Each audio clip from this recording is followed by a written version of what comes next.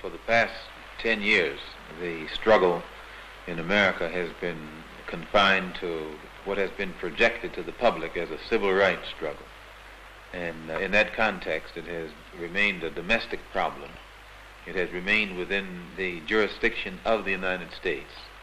And as such, it has been impossible for the Afro-Americans or American Negroes to try and enlist the support of other dark-skinned people who are being oppressed the world over in that struggle. And the difference now in the direction that the struggle is taking from the direction that the struggle has been going in the past, there are many of our people who are thinking more deeply and more broadly and are beginning to see the importance of lifting it out of the national context or out of the domestic context or beyond the jurisdiction of the United States government. And the only way this can be done is by internationalizing the problem and putting it at a level where it can be taken into the United Nations, and then all of the other independent nations on this earth can involve themselves in our struggle and support us. And the only way by which this can be done, instead of it being called civil rights in the future, we're going to have to label it a human rights struggle or the struggle for human rights.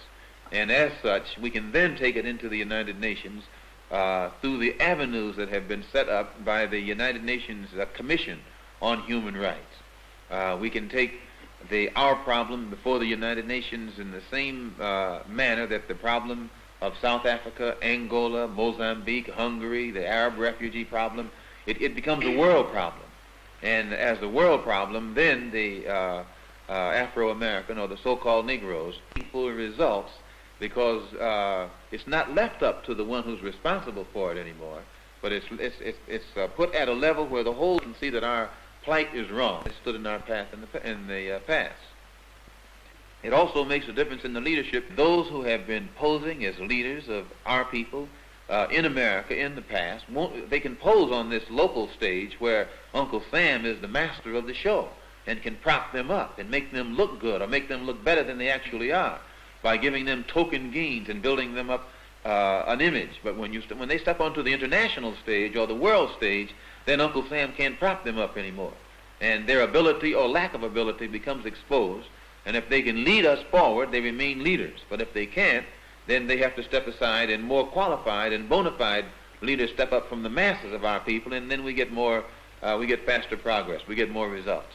The Afro-American or American Negro intellectual perhaps permitted himself to be used in a way that wasn't really beneficial to the overall Afro-American struggle.